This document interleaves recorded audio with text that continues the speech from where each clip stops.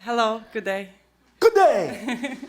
What would you like to discuss? So I feel like I have blocks in me that's blocking me from being the best version I can be. Nope. It may feel like blocks, but it's not blocks. What feels like blocks are definitions you're choosing to hold on to because you believe that they still serve you. So if you can get in touch with why you believe they still serve you, even though they may not, and let them go when you see that it's not logical to hold on to them and it makes no sense to hold on to them because they have nothing to do with you, then when you let them go, you will feel the so-called blocks dissolve. But they're not blocks because you're making choices. These are things you're choosing based on what you believe you need, based on what you believe serves you. So, can you be specific about one particular thing that you feel is a block so that we can get at the root of the definition and the belief that is generating that feeling? But that's the thing, I don't know. Sure you do. It's easy to discover. I'll ask it this way.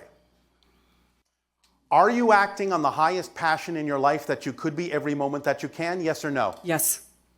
That can't be true if you feel blocks. Do you understand? The definition of your passion doesn't contain that frequency. So if you're feeling the idea that you're calling blocks, that means there are times when you're not operating on your passion. And I'll ask it this way. If you were, in fact, to be who you truly prefer to be, as fully as you prefer to, what are you afraid might happen? Wait, what was that? All right, nice block. I'll ask it again. If you truly allowed yourself, truly just let go and allowed yourself to be who you truly prefer to be, what are you afraid might happen? That will usually reveal the negative definition you're buying into. Am I not who I choose to be? If you are feeling blocks, then by definition you're not. I meant like having blocks, like something from the past, maybe Nope, it's unresolved. no. There's no such thing as the past, is there? I guess no. You guess not or you know not? I know. Okay. And how do you know that? Because you just told me. That's how I know it, but how do you know it? Why is there no such thing as the past? I think because it happens simultaneously as... Because everything exists in the now. Yes? Yes. So what you're calling the past isn't really in the past, it's just another simultaneous present that you're not focused on at the moment in the same way as this particular present. But it's still present. So if it really doesn't exist in the past, it only exists concurrently with you in the present, then you must be making a connection to it from the present. Why would you do that if it doesn't serve you? I didn't know I was doing it. Now you do. So how does it serve you to keep doing it? I'm not going to. All right. Because you do understand that every change you make makes you a literal different person, yes? Literally a different person. I don't care how you look in the mirror and think you're still the same person. You are a different person with every change you make. Literally, totally, fully a different person. If you're still doing the same thing that the other person was doing a moment ago, it's because you're creating it again in the present. Mm-hmm. Do you understand? I do. So, if you understand that you are a different person every moment, doesn't that mean that you're creating a different past for that present person? It would, yeah. It would, yes. Therefore, if you're creating a different past every moment, how can something from the past affect you if you don't decide to be affected by it in the present? That's really good. Does that make sense? Yes. Does that help you feel a little less blocked? Yes, it does. It started to unlock some things. True. All right. Is that helping? Yes. Do you feel a little freer? I do. So what will you do with that freedom? I don't know. What can you do that's an expression of your passion that you're not already doing? Is there something you're hesitating to do for some reason? No. What do you do that is an expression of your passion? Name anything besides having this conversation with us. I actually watch your videos. What else do you do that has nothing to do with us? That I'm passionate about. Yes, that was the question. I read books. All right, what else? That's about it. You read books. That's it? You never eat food. You never visit friends. Oh, no, I do, yeah. Are these things expressions of your passion? No? I think your friends might take exception. No! I see passion as something you Your express definition yourself. is limited. Your definition of passion is limited. Does that help? Yeah, No? it does. All right. Understand that anything that is the thing that contains even just the tiniest bit more attractiveness, curiosity, excitement, anything than any other option is a signal of your passion, even if it's on a small, simple, everyday level. If you just follow that thread by always acting first on whatever contains even just the tiniest bit more attractiveness, curiosity, excitement than any other option, you will be appropriately following the thread of your passion. Passion doesn't mean it has to be with trumpets blaring. It means it's your frequency, it's your higher mind telling you right now, this contains more of this attractiveness, curiosity, excitement, and passion than any other option, even just a little bit more, because right now, this is most you. This is what you need to do first. This is the stepping stone to the next stone. This is your path. When you feel any kind of curiosity, love, attractiveness, excitement in any way, in any degree, that is an actual physical translation of the language of your higher mind speaking to you. Follow it, act on it, don't hesitate. Because it's the physical action that is the answer to your higher mind's communication.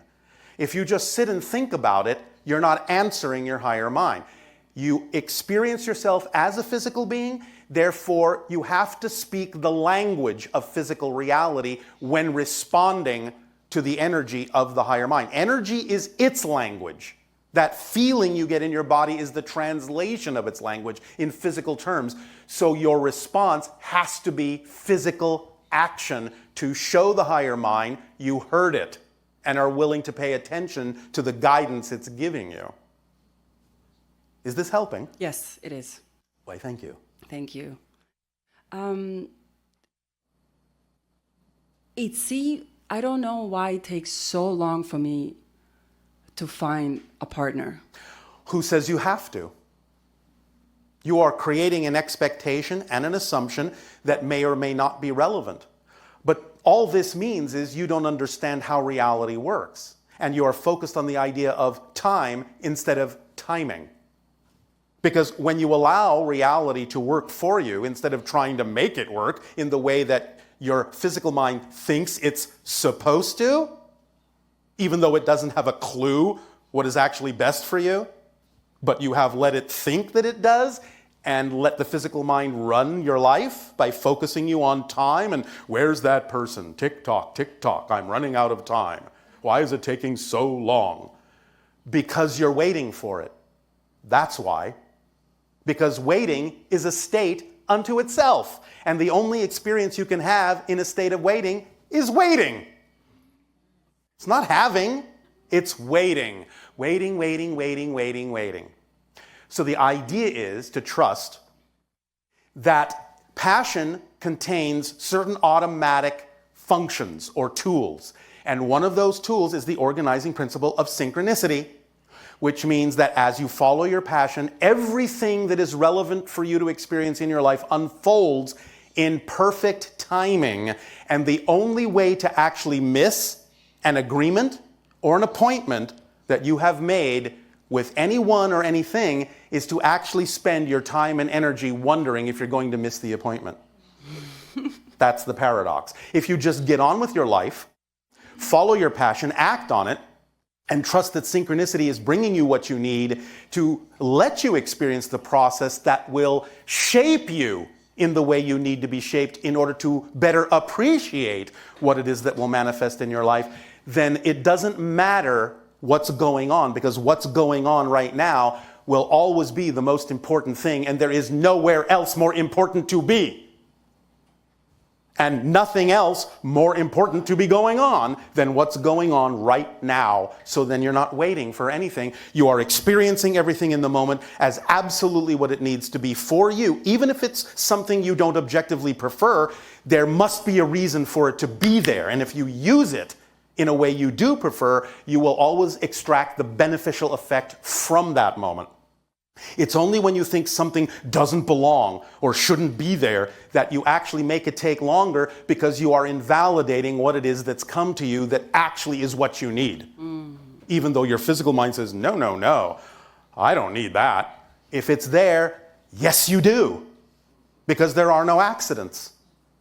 Everything is in orchestration. So even if it's what you don't prefer, there must be a reason that you do prefer for that to have shown up. If nothing else, it can even be as simple as something you don't prefer shows up to make it clearer to you what you do prefer by contrast. That's using what you don't prefer in a way that you do. And then it can go on its way because you've used up the reason it showed up.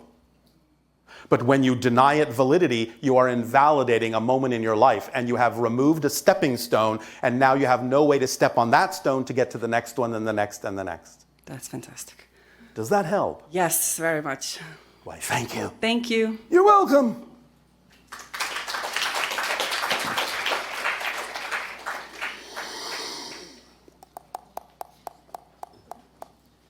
Hello, Bashar. It's my first time being here. All right, to you, good day. I came all the way from Canada.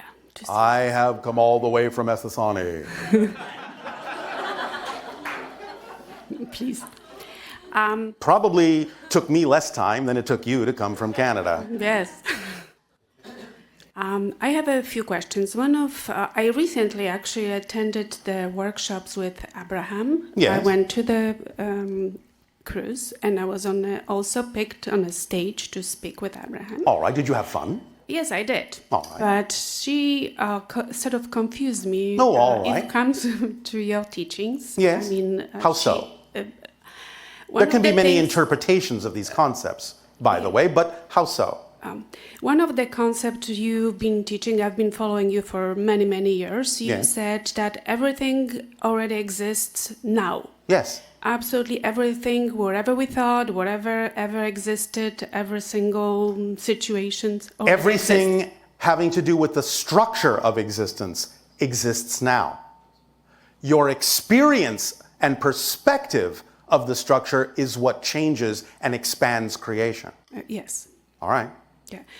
And what she was mentioning, Abraham, yes. How I gathered, she corrected me right away in the fact that everything already exists. She said it's a false premise. Because of the what? Because of the fact that the universe expands based on our own creations. That's what I just said, though. You see, you're getting one side of an interpretation because it was apparent to Abraham that that was the connotation and the context in which that idea was being presented. But that's what we just said. The structure never changes. The structure exists. But what changes, what expands creation, is the idea of your experience and perspective of that structure that never changes and already exists. So it's sort of like a combination of already whatever exists by us creating from whatever already exists, creating something new. Yes. Like you change your perspective. Mm-hmm. That creates something new. And that's what expands creation. So the idea that there is no expansion is false in terms of if someone thinks that's what it means, that everything simultaneously exists. These are not contradictory concepts. They're complementary concepts if you understand the actual structure of existence and how it works. But many people on your planet may have a misinterpretation of this idea, and therefore Abraham wanted to make sure that no one was thinking that it's all just done and there's nothing else to do and there's no other expansion and no other change that can happen and it's a fait accompli and I might as well die. Because Abraham can sense that many people have that interpretation of the idea that everything already exists. But we're not talking about the idea of what you create as your perspective and experience of everything that already exists. That's what expands. And that's exactly what Abraham actually said. You expand creation. You expand creation with your experience of what already exists. Yeah, and that's what I understand. And now, when does it actually expansion happens? It happens. It's happening all the time.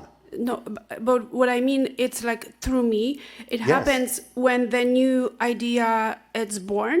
That's already expansion. Do you understand what we meant when we said that you shift through billions of parallel realities every second? Yeah. Then each and every one of those is an expansion, isn't it? I guess, yeah. You guess? No, yes. Yes. Therefore, it's expanding all the time. Because every change is a total change, a complete change. Literally. You are in a different universe right now. You're in a different universe right now. You're in a different universe right now. You're in a different universe right now. Total change. So those jumpings through the universes, Yes. this is the actual expansion. Yes. And everything you do in the way you do it in that jump. Yeah. Yes? Yeah. Make sense? Yes, it does. Does this help clarify the issue a bit? Yes, very much so. Yes. All right. Anything else? Yes. Also, if it comes to the belief system, is it necessary?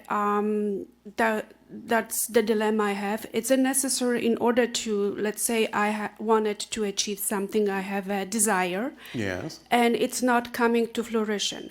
Is it necessary to examine my belief system? What is it that it's holding me It back? can be, but you also have to be very aware that sometimes what you want is not what you need. Therefore, you have to be open to receiving what you need, assuming that what you want and what you need might sometimes coincide. That's fine, but it doesn't always. So we would suggest that what you really focus on is what you need, because if you get everything you need, you will be fulfilled. But sometimes getting what you want doesn't fulfill you, because what you want is not always what you need.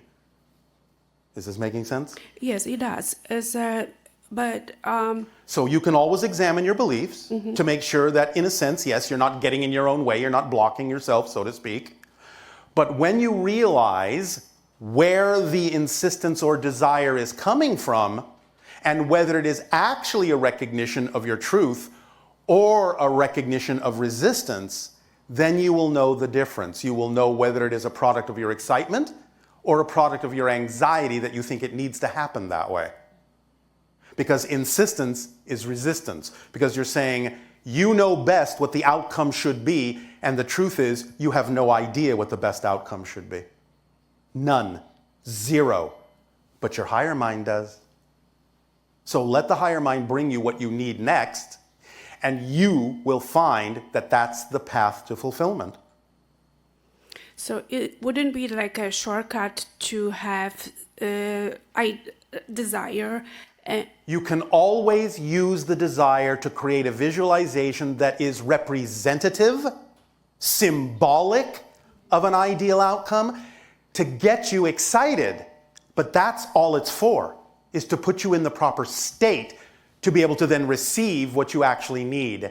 So when you use a desire or a visualization, a representation, a symbol, a picture, an image of what you believe at the moment would be the ideal outcome, and you feel really excited about what you're seeing, the moment you are at the peak of excitement, drop the picture.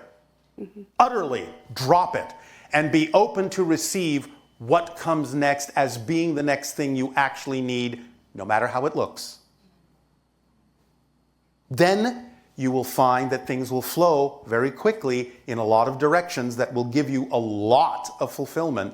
But you have to drop the insistence that you know best what the next thing should be or what the outcome should be of your excitement, because you don't really know why the excitement came in the form that it did.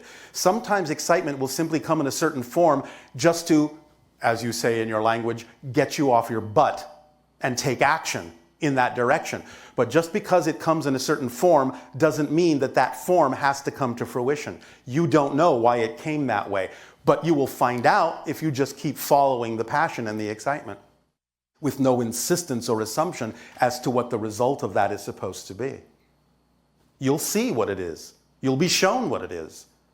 You have to trust what comes to you and use it in the best possible way by staying in a positive state so you can always extract the beneficial effect. If you go into a negative state, oh, that shouldn't have happened, you can only extract a negative effect, and that doesn't really serve you. So you can have your desires, you can have your wishes, you can have your visualizations, just don't insist that it has to be that way, because the truth is you don't know what actually serves you best from the physical perspective. But your higher mind does, so let it do its job. Yeah, so it's the best, it's to connect to higher self and don't Yes. even bring attention to anything what could be possible stopping me from, because Again, you can use it as a tool to get you into the proper state. We're simply saying don't insist on it because you don't know that that's actually the best outcome. Sometimes it might be, but it might not be. So in actual fact, if you realize that insistence on a particular outcome is actually a limitation, you'll stop doing it. Because how do you know that something 10 times better couldn't have happened than what it is you imagined? Let the higher mind show you something 10 times better. Don't insist that you know it all, because you don't. no, of course. All right. And Does that help? yes, it does. All right.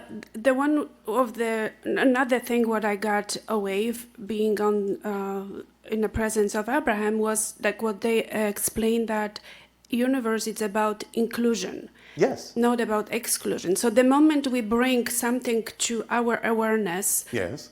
even the fact of forgiveness, it's already you concentrating on the fact of forgiveness, Yes. and it brings that negative state in you. All right, but understand the universe is positive and negative. Yes? Yes, the idea of the universe is slightly bent more in the positive direction, which allows you to say that the universe and existence is more about inclusion than exclusion, but both things exist on every level of existence. Oh, yeah? The idea is to understand that there is a balance point in the center. That's why things aren't a duality, they're a trinity. There's always a center point. Now, the center point being the balance point between the two polar opposites, because it is a balance point, it gives you the freedom to choose what you prefer. That's a slightly positive energy. So in a sense, you could say existence is, all right, 51% positive and 49% negative, but it does contain negative energy. And the idea of positive and negative is not a subjective value judgment. It's just a mechanical description. As you say, positive energy is inclusive, integrative, expansive. Negative energy is simply segregative, disconnective, diminishing. That's just a description of the way the energy works, mechanically speaking. It's not a subjective value judgment as to one is good or bad. That's different.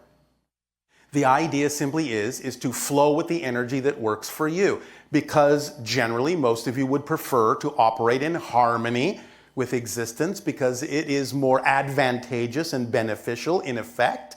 Then yes, go with the flow of the positive instead of swimming upstream and resisting the flow and experiencing the idea of the mechanical negative side of the universe, of existence. But the universe, existence, is both. You get to choose. Yin yang, you get to choose. Yes? Okay. Does that help? Yes, it does. Thank you very much.